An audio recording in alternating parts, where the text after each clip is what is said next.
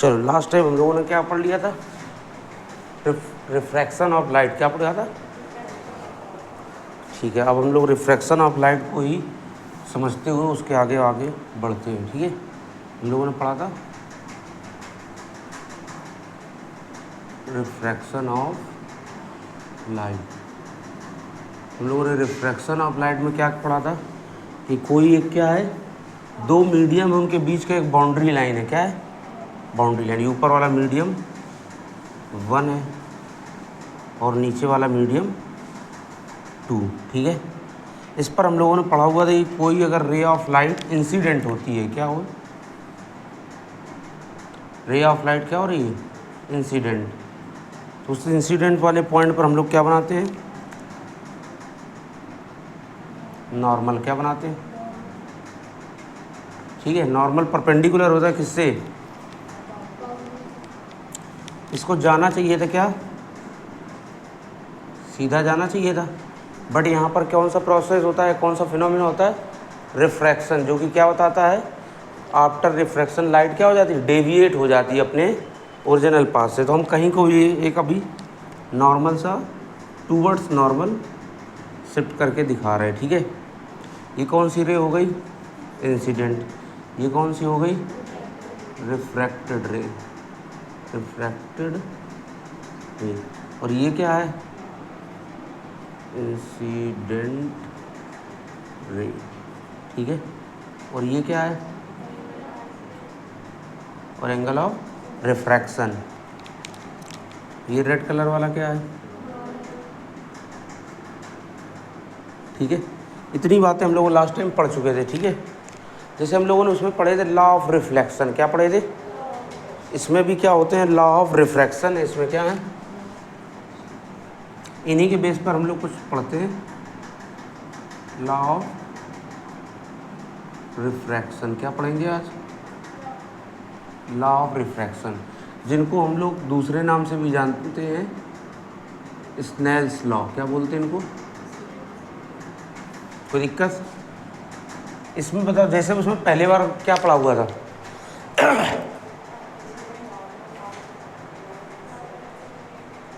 हम लोगों ने पढ़ा हुआ था रिफ्लेक्शन वाले में, क्या पढ़ा था कि इंसिडेंट रे और रिफ्लेक्टेड रे ना, किसमें, रिफ्लेक्शन में पढ़ा था, और नॉर्मल आर लाई ना, इसमें भी सेम वही है, पहला जो लॉ है वही है, इंसिडेंट रे, रिफ्रैक्टेड रे और नॉर्मल आर लाई ना सेम प्लेन। प्लेन कौन सा वाला था, ये बोर्ड वाले सरफेस का, ये वाला नहीं, ये वाला है कौन सा, इसलिए इंसिडेंट रे और रिफ्रैक्टेड ये सारे इसी में आ गए, और क्या हो गया, नॉर्मल। तो पहला तो यही हम लोग लिखेंगे, क्या लिखेंगे, incident ray common normal and refracted ray are lie in a same plane।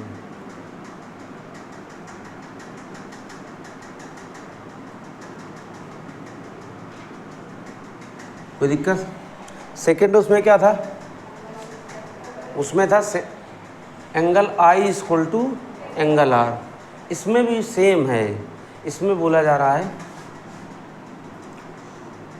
Second number, इसमें थोड़ा सा ट्रिग्नोमेट्री यूज करके एंगल आई का साइन, यस आ जाओ, इसमें क्या है, sine of incident angle and sine of refracted angle का रेशियो क्या होता है, कांस्टेंट, ऐसा बताया जा रहा है। यहाँ पर लिखेंगे the ratio of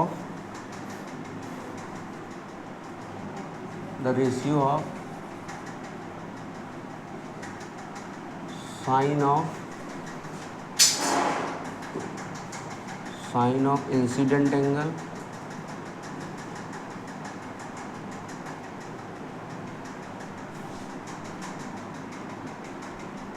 and sine of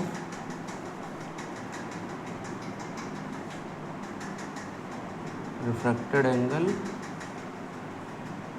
are constant. क्या लिखा हुआ है? लिखा the ratio of sine of incident angle and sine of refracted angle are constant. इसका मतलब आप समझते हैं क्या लिखा है। बोला यार एंगल आई का क्या लेना है आपको? साइन। मैं तो पढ़े साइन थीटा कॉस थीटा, तो कह रहा है कि एंगल आई का आपको क्या लेना है? साइन।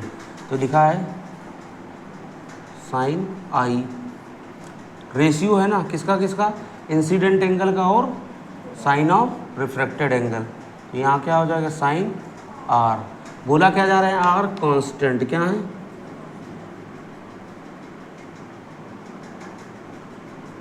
क्या है इनका एंगल? कांस्टेंट है ये रेशियो। क्या है? कांस्टेंट। समझ आया यहाँ तक? हम लोगों ने अभी क्या पढ़ा हुआ था? Refraction of light. क्या पढ़ा था? रिफ्रैक्शन ऑफ लाइट में हम लोगों ने इस फिनोमिना को करके देखा कि हम लोग क्या करते हैं, किसी भी दो मीडियम के बाउंड्री पर अगर हम लोग रे ऑफ लाइट डालते हैं, क्या डालते हैं? उस पर आने वाली रे ऑफ लाइट को क्या बोलोगे? वहाँ पर जहाँ पर पॉइंट ऑफ इंसिडेंट बना है वहाँ पर क्या बनाते हैं? और रिफ्रैक्टेड रे को अपने ओरिजिनल पाथ पर जाना चाहिए, तो बट वो क्या हो जाता है? डेविएट। अपने ओरिजिनल पाथ से या तो नॉर्मल की तरफ शिफ्ट हो जाता है या नॉर्मल से दूर की ओर। ये चीज़ हम पढ़ चुके थे। उसी के आगे का नेक्स्ट टॉपिक हमारा लॉ ऑफ रिफ्रैक्शन है। क्या है? लॉ ऑफ रिफ्रैक्शन को हम लोग और किस नाम से जानते हैं? Snell's law. सबसे पहले स्नेल साइंटिस्ट ने हम लोगों को ये बताया था, तो उन्हीं के नाम पर हम लोग इनको जानते हैं। पहला लॉ क्या बताता है कि incident ray normal, incident ray और normal and refracted ray are lie in a, तीनों रेज कौन कौन सी? इंसिडेंट, नॉर्मल और refracted are lie in a same plane. तीनों रे कैसी हैं? सेम प्लेन पर रहती हैं। ये तो हमने रिफ्लेक्शन में भी पढ़ा था। और रिफ्रैक्शन साफ साफ सुनाई दे रहा है? रिफ्लेक्शन में भी पढ़ा हुआ था और रिफ्रैक्शन में, दोनों में सेम है। उसमें पढ़ा हुआ था रिफ्लेक्शन में, वो था angle i equal to angle, but यहाँ पर क्या है? कह रहा है the ratio of sine of incident angle. Incident angle का क्या? साइन। और दूसरा किसका है? रिफ्रैक्टेड एंगल का साइन। इन दोनों का जो रेशियो है वो कैसा है? कांस्टेंट। तो हमने sine i upon sine r कर दिया और इसके इक्वल क्या कर दिया? कोई दिक्कत? बोला जा रहा है ये जो कांस्टेंट वैल्यू आएगी इन फ्यूचर कभी भी, ये जो कांस्टेंट वैल्यू होगी, यही कांस्टेंट वैल्यू क्या होती है? यही आपका रिफ्रैक्टिव इंडेक्स होता है। क्या होता है?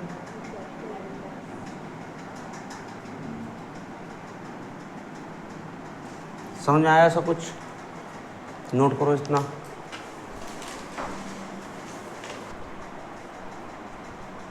चलो हम ये नोट हो गया आप सभी का। रिफ्रैक्शन ऑफ लाइट हम लोगों ने पहले पढ़ लिया था। आज हम लोगों ने क्या पढ़ा है? Law of refraction. इसी को हम लोग कौन से नाम से जानते हैं? पहला लॉ रिफ्लेक्शन का और रिफ्रैक्शन का दोनों का क्या है?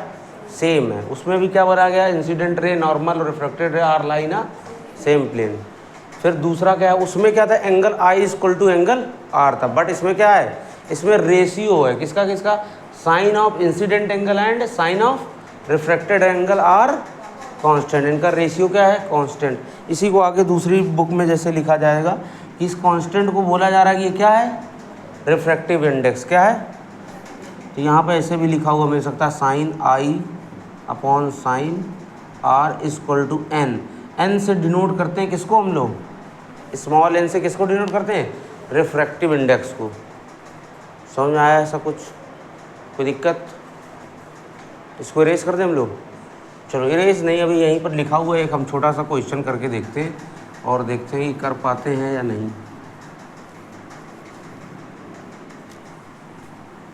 इसको उठा दें।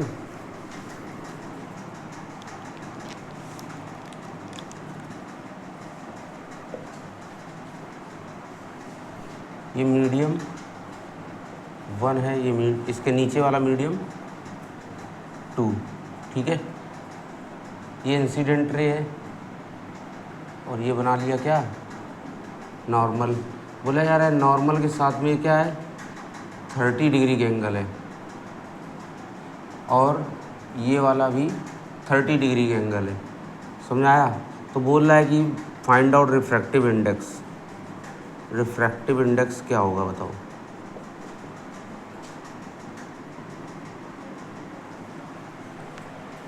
करो सॉल्व करो।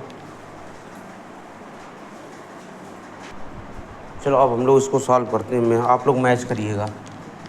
रिफ्रैक्टिव इंडेक्स है, रिफ्रैक्टिव इंडेक्स निकालने के लिए हमारे पास क्या फार्मूला है, sine i upon sine are.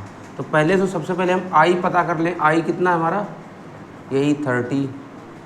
क्या ये हमारा आर है, रिफ्रैक्टेड एंगल।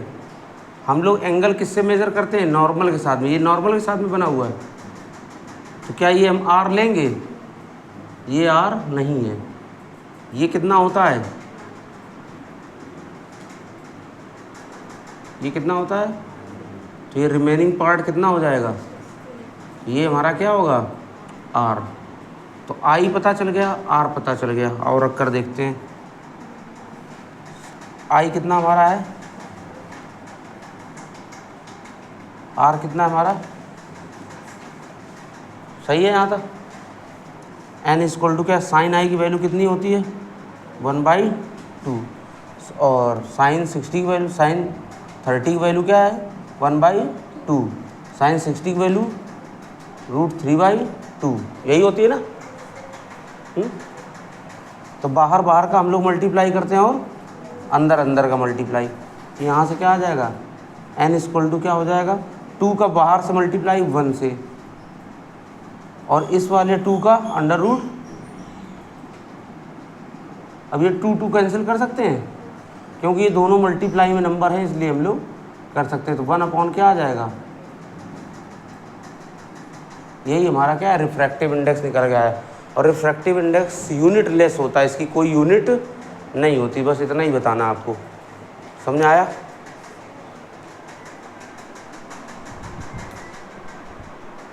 हम लोग और समझ लेते हैं।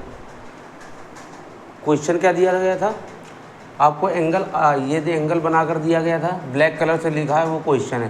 पूछा आपसे क्या गया था, रिफ्रैक्टिव। अभी तक की पढ़ाई में केवल हमें ये मिला था, sine i upon sine r equal to constant होता है। यही कॉन्स्टेंट किसको रिप्रेजेंट करता है, रिफ्रैक्टिव इंडेक्स को। तो इसी के बेस पे हमने इसको एंगल के बेस पे इसको लगाना चालू किया। समझ में आया सब कुछ, कोई दिक्कत यहाँ तक। Sine i upon sine r रख दिया। साइन आई कितना है 30, साइन आर कितना है, तो आर इसमें दिया क्या गया था, बाउंड्री के साथ दिया गया था, जो दो मीडियम को अलग अलग डिवाइड करता है, उस बाउंड्री के साथ एंगल दिया है। क्या ये एंगल हमारा आर होता है, एंगल आर कौन सा होता है, नॉर्मल के साथ से जो लिया जाए। समझ में आया। तो उसकी साइन 60 रख दी, कैलकुलेट कर दिया, आंसर निकल आया। सही है ये। चलो एक दो और क्वेश्चन करके देखते हैं इसी में।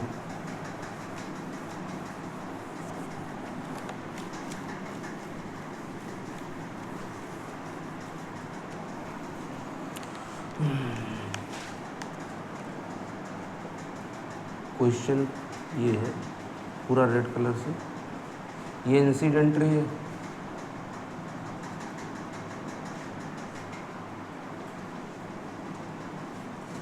ये बोला जा रहा है 45 एंगल है, कितना, और ये इस बार 30 है, कितना 30, और ये मीडियम 1 है और ये मीडियम 2। आपको फिर से वही बताना है, रिफ्रैक्टिव इंडेक्स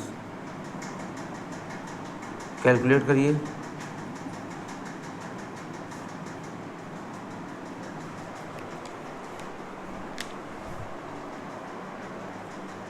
ठीक है, यहाँ से हम लोग इसको सॉल्व करके देखते हैं। पहले सबसे पहले क्या है, कह रहे हैं कि रिफ्रैक्टिव इंडेक्स पता करना है आपको, एन क्या पता करना है, एन निकालने के लिए आपके पास कोई फार्मूला है। अभी तक जो पढ़ा है वो क्या है, sine i upon sine r. कोई दिक्कत है यहाँ तक। तो अब कह रहा है कि इस क्वेश्चन में आई को फाइंड आउट करें, तो आई पता चल गया है क्या है 45। क्यों पता चला, क्यों, नॉर्मल के साथ इंसिडेंट रे आपको बना रहा है। कैसे पता चला कि यही वाला इंसिडेंट रे है, एरो बता रहा है। एरो क्या कर रहा है, आपको नीचे की ओर सरफेस बाउंड्री के पास आता हुआ दिखाई दे रहा है, और ये जाता हुआ दिखाई दे रहा है। ये क्या हो जाएगा, रिफ्लेक्टेड। इसीलिए हमने इसको क्या लिया, एंगल आई। और ये क्या है, ये सही इस बार एंगल आर, क्योंकि हम लोगों ने किसके किसके बीच का लिया एंगल, नॉर्मल और रिफ्रैक्टेड रे। कोई दिक्कत? तो हम यहाँ पर इसकी सबकी वैल्यू रख देते हैं। साइन आई कितना है हमारा 45, आर कितना है साइन,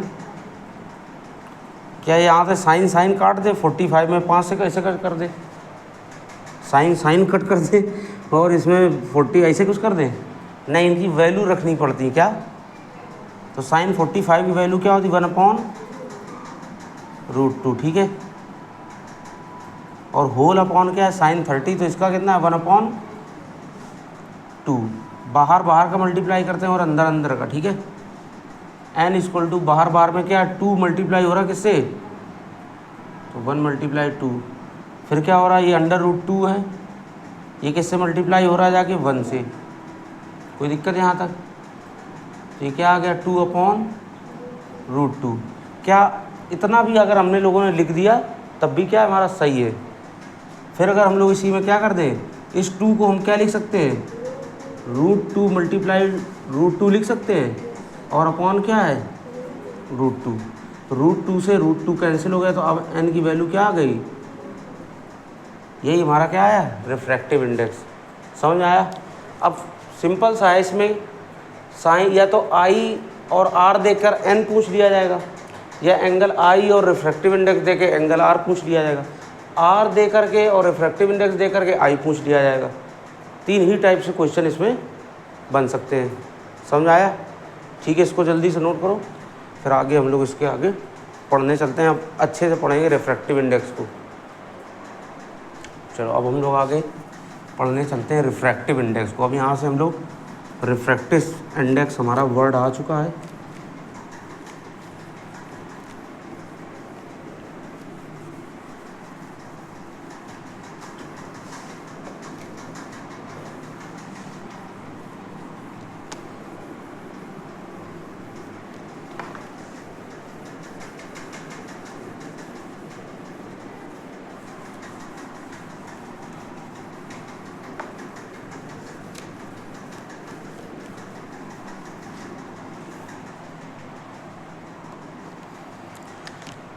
अब हम अच्छे से पढ़ने चलना है क्या रिफ्रैक्टिव इंडेक्स।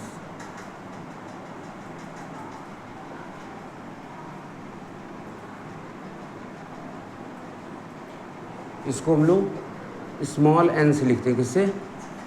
स्मॉल n सही बना है, स्मॉल n से। तो अब h लग रहा है,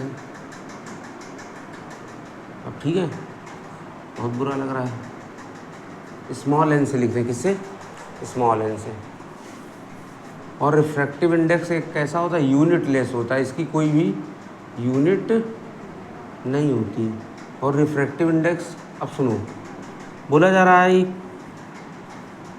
2 मीडियम होते हैं। अभी हम लोगों ने मीडियम पढ़ लिए थे, ये ऊपर वाला मीडियम 1 और नीचे वाला मीडियम 2, और हम लोग रेयर डेंसर भी पढ़ लिए थे। तो बोला जा रहा है अगर हम लोग कंसीडर करते हैं कि मीडियम 1 कैसा है, रेयर मीडियम है, कैसा है, और मीडियम 2 कैसा है, डेंसर मीडियम है, क्या है। तो कह रहा है रेयर मीडियम है, इसमें पार्टिकल्स क्या होंगे दूर दूर, ठीक है। अगर पार्टिकल इसके दूर दूर हैं तो यहाँ पर स्पीड ऑफ लाइट क्या होगी, बहुत तेज़ होगी। हम लोगों ने पढ़ा था कि लाइट का नेचर पढ़ा था, कैसा था, डुअल नेचर। एक नेचर क्या था, पार्टिकल नेचर, दूसरा वेव नेचर। तो चाहे वो पार्टिकल नेचर हो या वेव नेचर, दोनों में लाइट क्या करती है, प्रोपेगेट, चलती है, मूव करती है। क्या करती है, वो वेव के फॉर्म में चल रही थी, वेव नेचर से पता चला था। पार्टिकल नेचर से क्या पता था कि वो स्ट्रेट लाइन में एकदम सीधी चलती है। समझ आया? कोई दिक्कत? अब उसकी क्या है, कह रहा है कि वो कौन से मीडियम में कितना फास्ट चलती है, कितनी स्पीड से चलती है। क्या स्पीड ऑफ लाइट, क्या है speed of light medium 1, medium 1 में इसकी स्पीड ऑफ लाइट कितनी है और मीडियम 2 में कितनी है। इसमें पता चलेगी इसमें बहुत तेज़ चल रही है, ठीक है, और इसमें स्लो चल रही, क्या चल रही। तो जहाँ फास्ट चल रही होगी वो मीडियम कैसा होगा, रेयर, और जहाँ स्लो चल रही है वो डेंसर। समझ में आया? तो यहाँ से क्या पता चल रहा है, ये मीडियम, ये इंसिडेंट रे क्या है,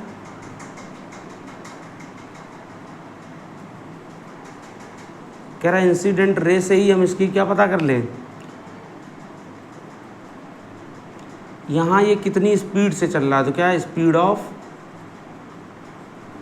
ऑफ लाइट इन मीडियम 1। यहाँ पर क्या बनाएंगे हम लोग, ठीक है। उसके बाद अभी डिपेंड करता है कि वो किस तरफ शिफ्ट होता है, बट हम लोग एक ओरिजिनल लाइन बना करके ड्रॉ करते हैं कि जाना इसको ऐसा चाहिए था, ऐसा कुछ बना ले रहे हैं, ठीक है। समझ आ रहा है सबको? तो पता कर रहा है कि इसमें पता करोगे इसकी स्पीड ऑफ लाइट कितनी है, तो इसके लिए हम क्या, ये है कौन सी रे, रिफ्रैक्टेड रे। क्या है, रिफ्रैक्टेड रे। इसमें क्या पतेंगे, speed of light in medium 2। कह रहा है मीडियम 1 में स्पीड ऑफ लाइट और मीडियम 2 में स्पीड ऑफ लाइट क्या है, ठीक है। इनका आप क्या निकलवा दो, रेशियो। तो रिफ्रैक्टिव इंडेक्स क्या होता है, एक रेशियो होता है। क्या होता है,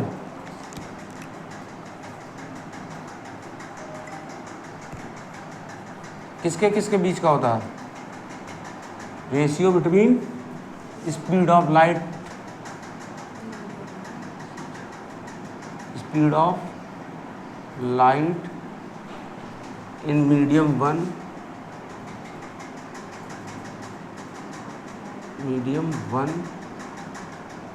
एंड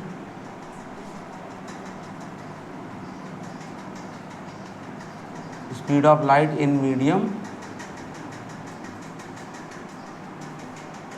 समझ में आया?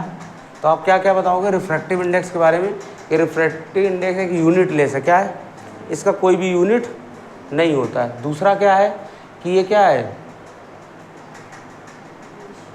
रेशियो है। क्या है, किसके किसके बीच का है, रेशियो है between speed of light in medium 1।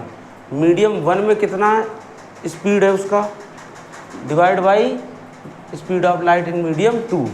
दोनों का रेशियो अगर पता चल जाएगा, उसी को हम लोग क्या बोलते हैं, रिफ्रैक्टिव इंडेक्स। क्या बोलते हैं, कुल मिलाकर के मीडियम 1 में कितनी तेज़ चलता है, मीडियम 2 में कितनी तेज़ चलता है, अगर इन दोनों को डिवाइड कर देंगे तो क्या पता चल जाएगा, रिफ्रैक्टिव इंडेक्स। समझ में आया?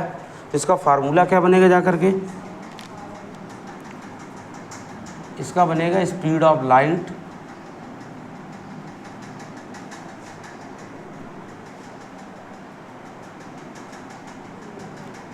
In medium upon speed of light in medium 2। कोई दिक्कत है यहाँ तक? बताओ, हम लोग क्या पढ़ रहे हैं, रेशियो, सॉरी रिफ्रैक्टिव इंडेक्स। क्या पढ़ रहे हैं, रिफ्रैक्टिव इंडेक्स को किससे डिनोट करते हैं, एन से। किससे, स्मॉल एन से। कहीं कहीं पे म्यू बना लिखा मिलेगा, तो हमें उससे नहीं, हमारी एनसीईआरटी में किससे डिनोट किया गया है, एन से। ये बोला है कैसा होता है, इसका कोई यूनिट नहीं होता है। जैसे हम लोग डिस्टेंस का यूनिट क्या होता है, मीटर, टाइम का यूनिट क्या होता है, सेकेंड, ऐसा सब हर एक चीज़ का यूनिट होता है, बस इसका यूनिट नहीं है। क्योंकि देखो स्पीड ऊपर भी, स्पीड नीचे भी, तो स्पीड की यूनिट जो भी होगी दोनों क्या हो जाएंगी, कैंसिल हो जाएंगी, ठीक है। दोबारा आते हैं इसमें, फिर क्या कह रहा है कि ये यूनिटलेस है, यूनिटलेस पता चल गया। कह रहा है ये रेशियो होता है। क्या होता है, किसके किसके बीच का होता है, between speed of light in medium 1 and speed of light in medium 2। तो हम लोग इसको अपने डायग्राम से समझते हैं। कह रहा है कि मीडियम 1, रेयर मीडियम में कितनी स्पीड है इसकी, ये पता करवा लो, और मीडियम 2 में कितनी स्पीड है, इन दोनों का क्या निकलवा लिया जाए। ये यहाँ से चलेगी ना,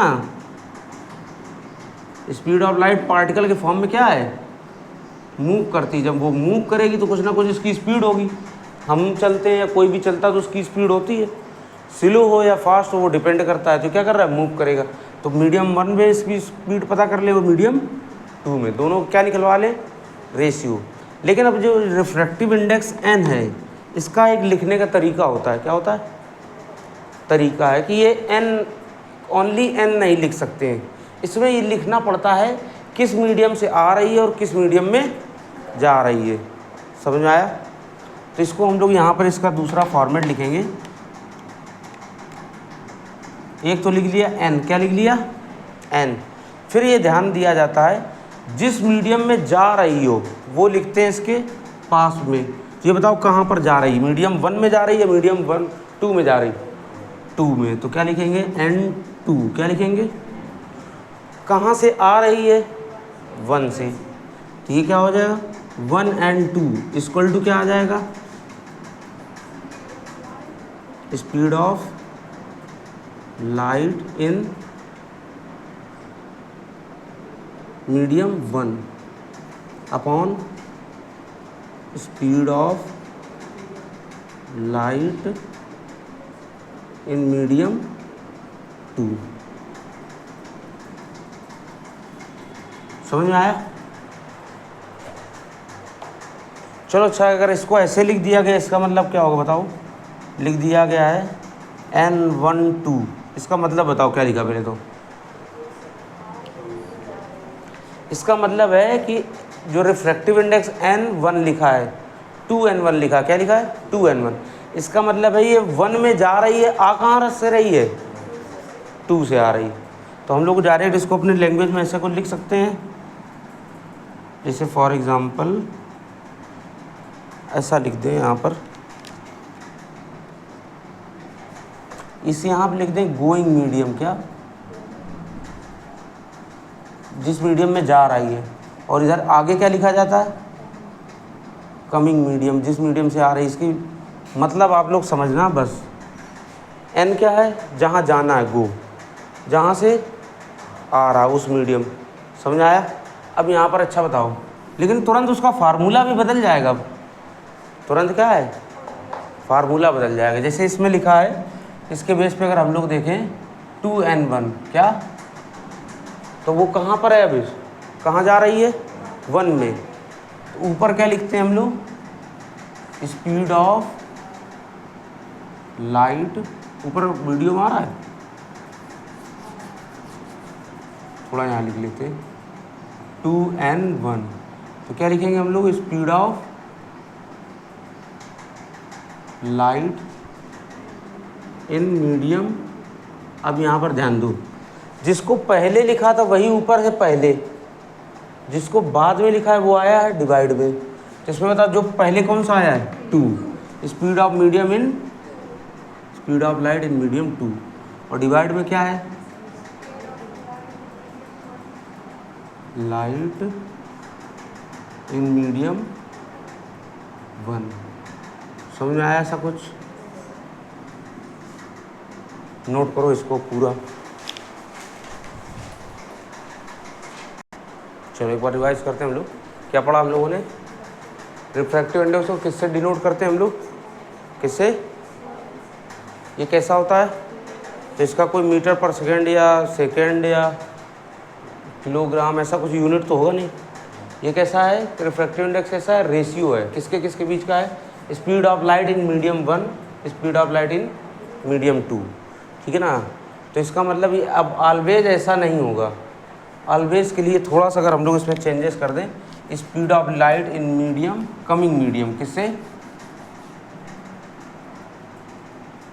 कमिंग मीडियम, आने वाले मीडियम का रिफ्रैक्टिव स्पीड ऑफ लाइट और speed of light in going medium. अपने समझने के लिए हम लोग इसको बना ले रहे हैं, क्योंकि ताकि फार्मूला हमारा बना रहे। और 1 हम उसी को कंसीडर करते हैं। पहली बात, 1 किसको कंसीडर करते हैं? जहाँ से लाइट आ रही होती है। ठीक है, तो उसमें ज़्यादा घबराने की दिक्कत नहीं है। ये हम लोगों ने फिगर बनाया, स्पीड ऑफ, ये क्या है? Incident ray. ठीक है, इसमें मीडियम 1 में इसकी पता कर ले स्पीड, और रिफ्रैक्टेड रे की अगर हम लोग पता कर ले मीडियम 2 में। ठीक है, तो दोनों का रेशियो निकलवा दे, speed of light in medium 1, speed of light in medium 2। लेकिन डिपेंड करता है कि इसका रिफ्रैक्टिव इंडेक्स लिखने के तरीका किस पर, किस लिखे, इसको कैसे लिखा जाएगा। तो कह रहा है कि जहाँ से लाइट आ रही वो पहले लिखेंगे, क्या है? कमिंग मीडियम और n, फिर जहाँ लाइट जा रही वो बाद में। कोई दिक्कत है यहाँ तक? सिंपल सा, जहाँ से लाइट आ रही उसको आप न्यूमरेटर में रखोगे और जहाँ को लाइट जा रही वो। अगर इसका मतलब क्या हुआ, अगर 2n1 लिखा है इसका मतलब speed of light in medium 2, इसका मतलब वो 2 से आ रही लाइट, क्या जा कहाँ पर रही है वो 1 में। कोई दिक्कत? चलो ये तो 1-2 के फॉर्म में थे। अगर हम लोग थोड़ा सा स्टेप आगे चलते हैं, ठीक है।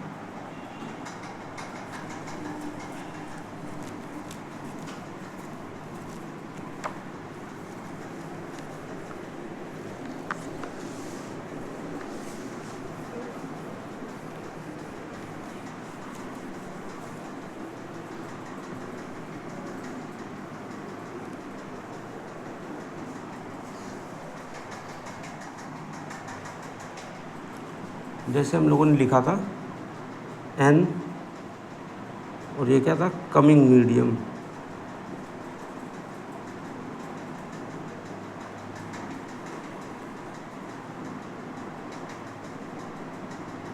और इधर क्या होता है,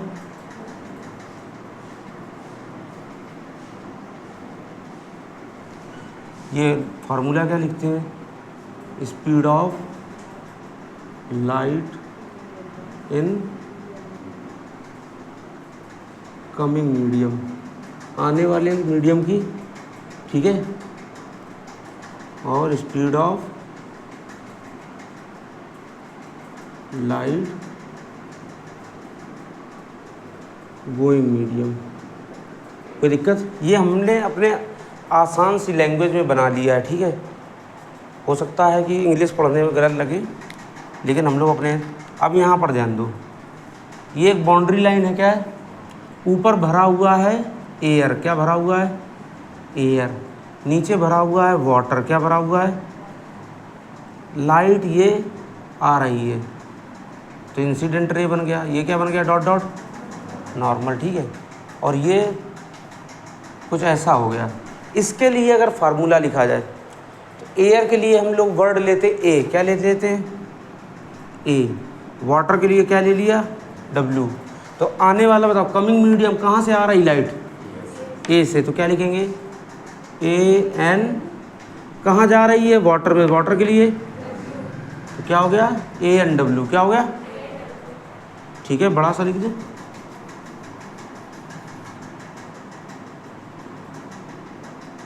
ANW। कोई दिक्कत? फार्मूला क्या बनेगा, स्पीड ऑफ, कौन सा मीडियम लिखा, कमिंग मीडियम। कहाँ से, कमिंग मीडियम में क्या है, speed of light in air, कहाँ, अपॉन क्या है, speed of light in light in. कोई दिक्कत? समझ में आ गया? फिर कह रहा है कि सेम चीज़ है, ऊपर एयर है, क्या है, एयर, नीचे क्या है, वाटर। इस बार नीचे से लाइट आ रही है, क्या, लाइट रे। हमें नहीं पता कहाँ से आ रही है, एरो देखकर ही हम लोग पता लगाएंगे। और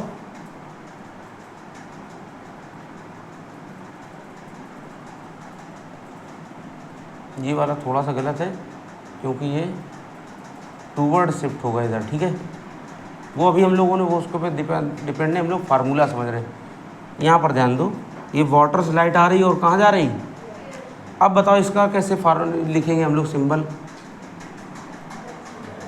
कमिंग मीडियम इसका क्या है, W, वाटर है, तो क्या लिख देंगे हम लोग, WN। जा कहाँ रही है, एयर में। कोई दिक्कत?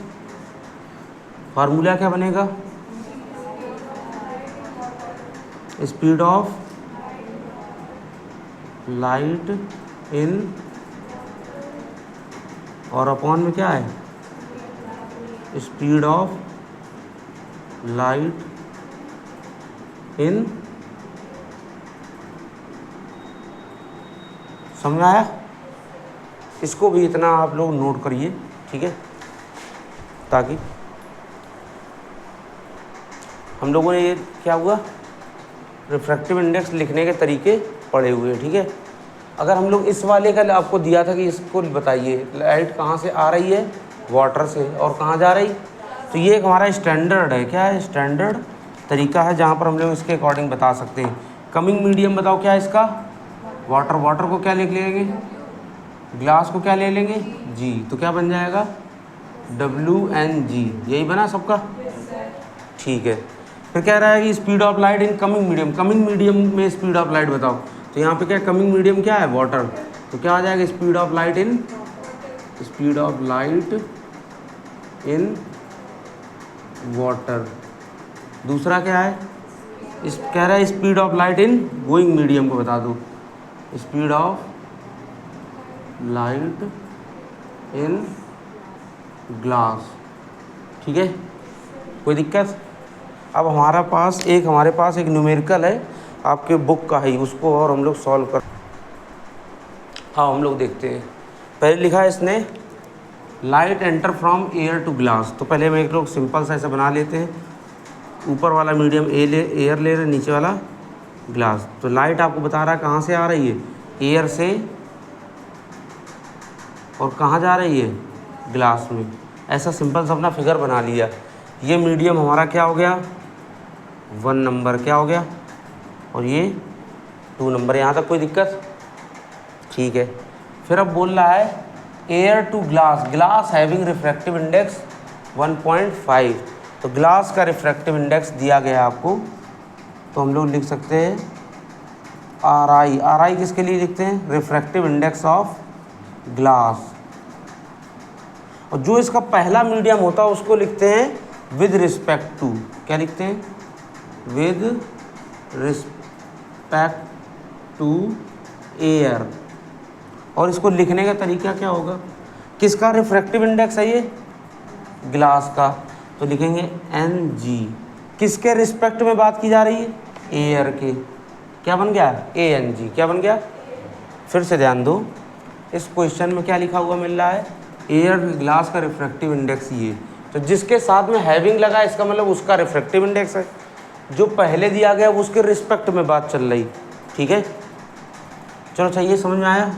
RI of glass, refractive index of with respect to air, तो जिसका रिफ्रैक्टिव इंडेक्स है वो बाद में लिखा गया है NG, जिसके रिस्पेक्ट में है वो पहले, कोई दिक्कत।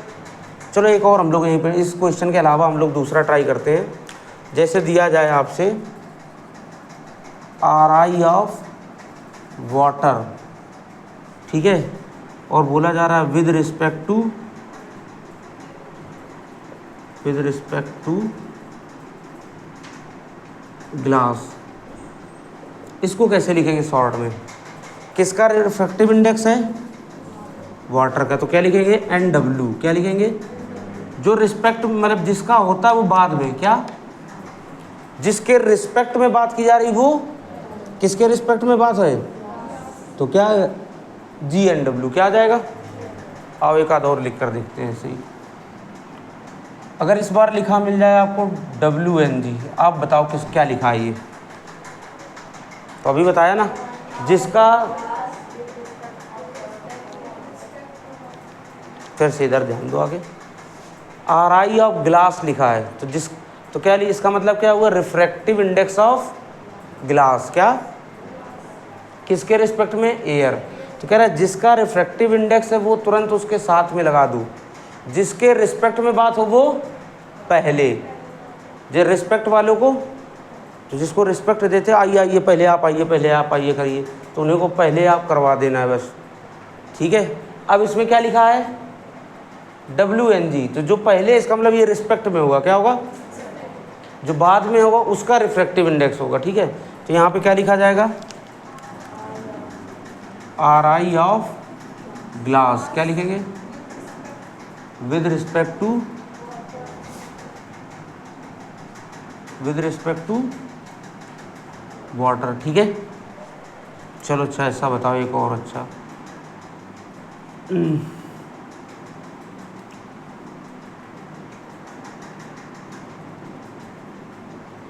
RI ऑफ डायमंड, क्या है, विद रिस्पेक्ट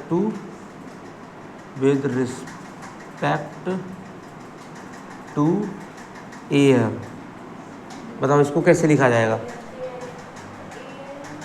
जिसका होता है वो कहाँ लिखा जा रहा है? देखो, जिसका जो होता है उसी का रिफ्रैक्टिव इंडेक्स।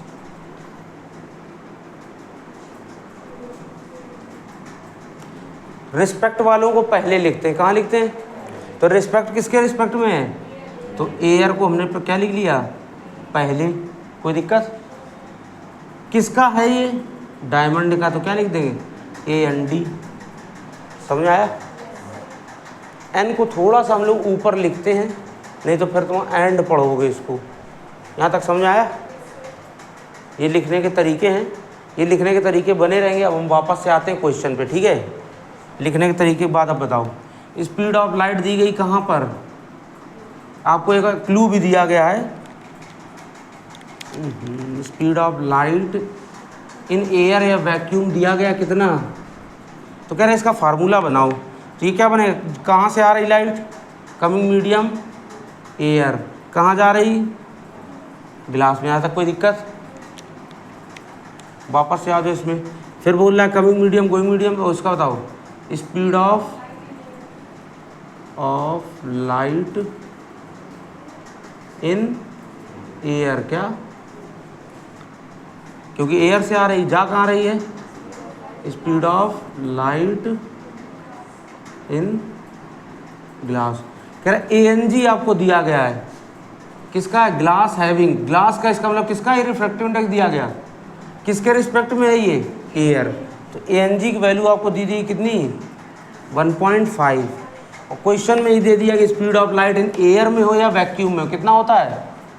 3 × 10 की पावर अपॉन क्या हो जाएगा? स्पीड ऑफ लाइट इन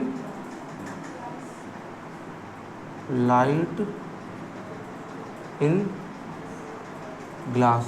कह रहे इसको इधर ले आए और इसको नीचे ले आए, ऐसा कुछ कर सकते हैं? स्पीड ऑफ, ये क्या है, इसे देख लो, 1.5, ये डिवाइड वाली चीज़ इधर आ जाएगी मल्टीप्लाई में। तो speed of light in glass equal to क्या हो जाएगा? 3 × 10 की पावर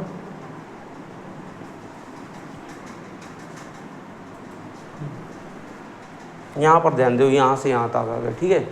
तो यहाँ पे क्या है? अब ये जो 1.5 ये मल्टीप्लाई वाला कहाँ आ जाएगा? इसके डिवाइड में आएगा, तो क्या बचा रह गया इधर? Speed of light equal to क्या है? 3 × 10 की पावर 8 अपॉन क्या आ जाएगा? 1.5 से अगर कट करेंगे कितनी बार जाएगा ये? 2 टाइम। कितनी बार? नहीं कर पाओगे। 3 × 10 की पावर 8 अपॉन में क्या है? 1.5। इसका पॉइंट हटाएंगे, कितना आ जाएगा? 30। ये क्या हो गया? 15 2 जा। स्पीड ऑफ लाइट अब हमारा क्या निकल कर आ जाएगा? स्पीड ऑफ लाइट, और ये कहाँ पर? In glass. कितना आ जाएगा? 2 × अब ये स्पीड दिया गया, क्या दिया गया? इसका यूनिट क्या होगा? मीटर पर सेकंड, क्योंकि इसमें भी क्या दिया गया है?